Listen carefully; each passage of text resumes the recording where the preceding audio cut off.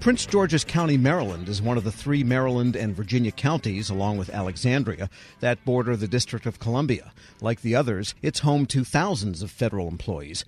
In light of orders from the Trump administration and the DOGE activities, Maryland Congressman Glenn Ivey, whose district includes Prince George's County, wants to help. He joins me now with plans for a resource fair coming up soon. Congressman Ivey, good to have you back. Thanks for having me. I appreciate it. Let's begin with, what are you hearing from constituents? Because you've got the IRS, a big center right in Prince George's County, right there by the New Carrollton Station, plus some other installations. What are people saying to you? Well, there's a lot of confusion, a lot of concern, a lot of anger, disbelief. I mean, their approach to this, the Trump administration and Musk and his DOGE team has just been awful. It's been, frankly, not intended on getting at waste, fraud, and abuse, but I think it's been a frontal attack on government workers aimed at forcing as many of them out of their jobs as possible. I think Trump and Musk realized that they can't just fire most government workers who aren't on a probationary period. So they're trying to scare them out, trick them out, force them out, whatever they can do. So far, it hasn't been super successful, but it really has had a devastating impact on the workforce. And more importantly, in some ways, the services they deliver to the American public. I mean, there's been a real hit on that front, and across the board in an immediate sense, and there's going to be a ripple effect, I think, potentially for years to come. And that was my other question, because very often, a certain degree, members of Congress get expediting requests in citizens' dealings with federal agencies. Has that been on the uptick since this has all been going on for your office? Well, we're getting a lot of calls from the public, seeking help and assistance. We are not getting a lot of assistance from these federal agencies. Some of them are not even returning calls, even for members of Congress, and certainly not for their employees or people seeking the services. You've got contractors as well who've already delivered the services that they were contracted to do for the U.S. government, but haven't been paid, some of them in months. And they're having to lay off workers just because they can't afford to keep floating the bill for Uncle Sam, basically.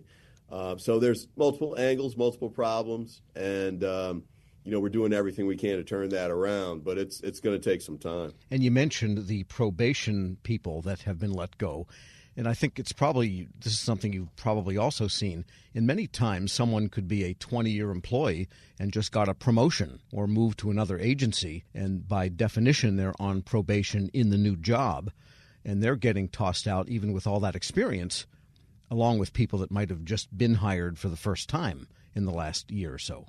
Yeah, that's a great point. You've got people who've been promoted or, switched over to a new department or agency, for example, even though they might have decades of experience and a long history of exceptional performance, and they're still being treated as probationary employees who just got there and we're still learning the ropes.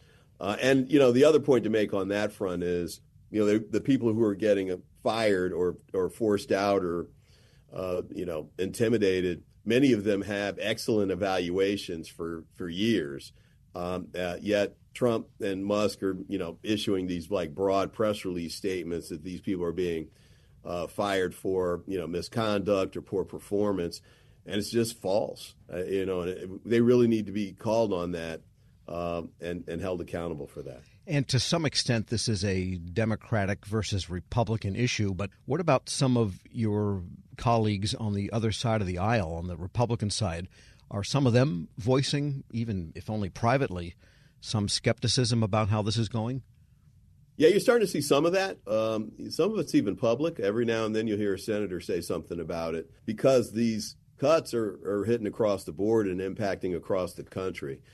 So, cuts for funding, for example, like Title I for schools, you've got teachers in poor school districts, not just in, blue states, but in red states. University research, you've got projects in southern institutions like University of Alabama, for example, that took a big hit for cuts on research and started pushing back on the administration about that.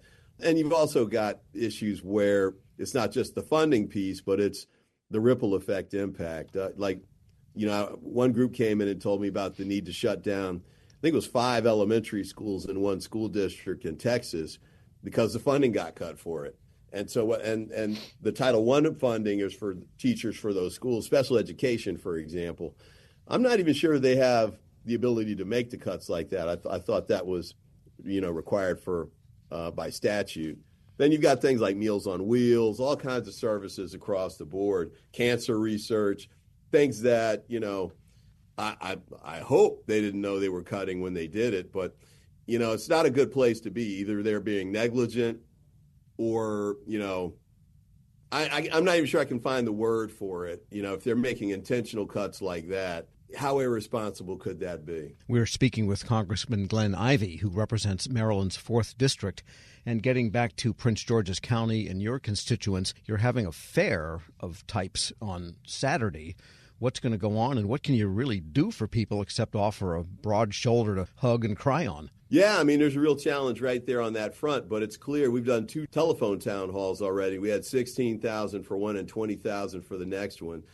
So we thought we might do something in person that gives people other options in addition to having the chance to call in, but meet with some folks. So we're bringing in, for example, attorneys who might be able to help with the counseling for particular situations that government employees find themselves in, unions who represent many of these people, and sometimes they have, in addition to the regular protections that federal employees have, they've got a collective bargaining agreement that provides additional rights to them.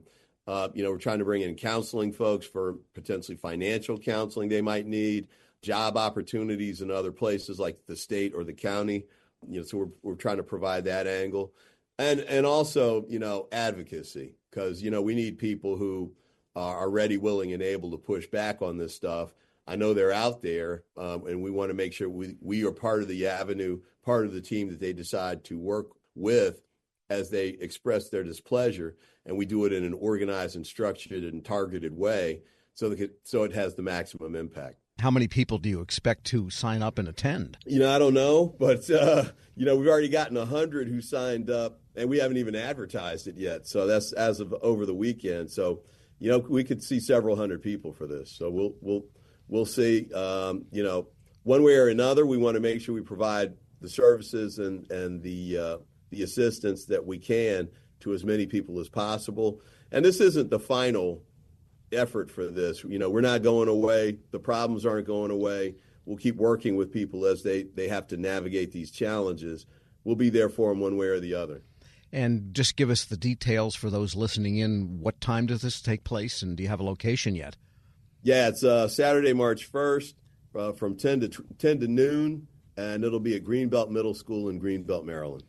All right. Anything else we need to know? We're still fighting. And I forgot, we'll have lawyers that come in and talk about what the status is of all the legal cases. I think there have been 80 lawsuits filed against the Trump administration. There's about 25 injunctions. We'll keep people posted on that as well. And by the way, do you get the sense that the real aim here is to take a lot of items, whether the Impoundment Control Act or Title V elements, to the Supreme Court?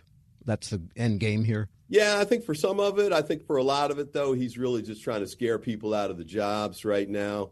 But they have rights. Many of them have rights that he's clearly violated, and ultimately I think they'll be vindicated. Congressman Glenn Ivey represents Maryland's 4th District. Thanks so much for joining me. Thank you for having me. And we'll post this interview along with a link to more information at federalnewsnetwork.com/Federal Drive. Hear the Federal Drive on your schedule. Subscribe wherever you get your podcasts.